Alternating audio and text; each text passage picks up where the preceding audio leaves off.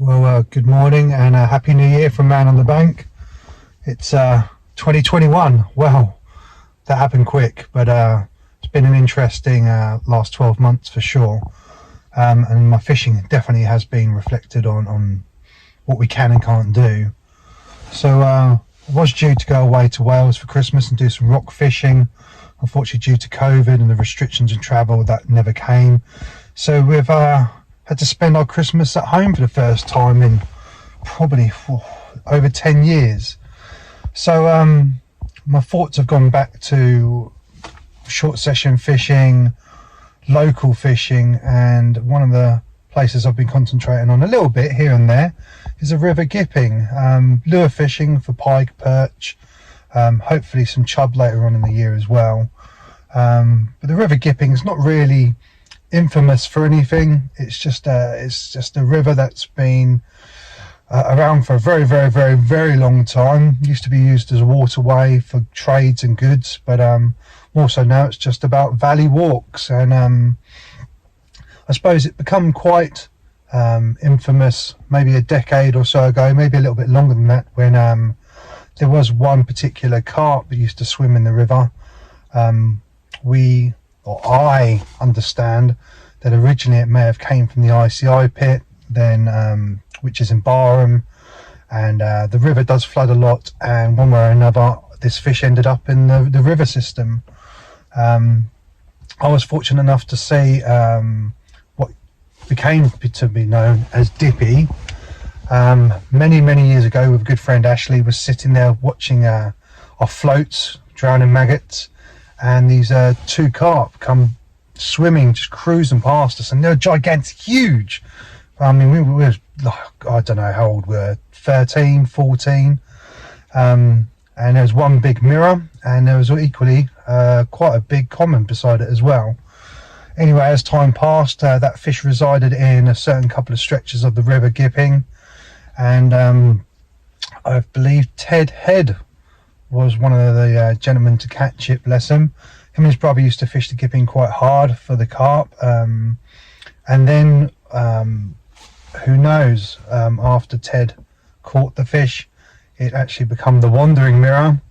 I believe, rightly or wrongly so, this might be absolute fabrication, but it was in the water park for a little while, and originally came to reside at Snake Pit in Wivenhoe, or near Wivenhoe. And that's where it passed away, but it did grow to a big size. It was big anyway when it was in the river. And the common, well, who knows where that common went. Certainly I never saw it done a gipping again. So here we are, nice early doors anyway. I'm literally lure fishing for a couple of hours after a few Jack Pike, if anything else. And it's just to keep me interested, really. I haven't had a chance to do any proper sessions. So we'll see how we get on. I went down on the 1st of Jan, literally yesterday. I was lucky to get into one little Jack Pike on an hour session. So yeah, we'll see how it progresses. The last couple of days, but before then we had a lot of rain and the river was in high flood. So it's had a good couple of days to sort of calm down a little. And as you can see, still a little bit of a flow. We'll see if we can find some slack water. We're heading left today, so getting more raw as we go. It's not so cold today either. Well, it's still cold. It's 4 degrees. But the last couple of days it's been in the minus, so I feel quite confident.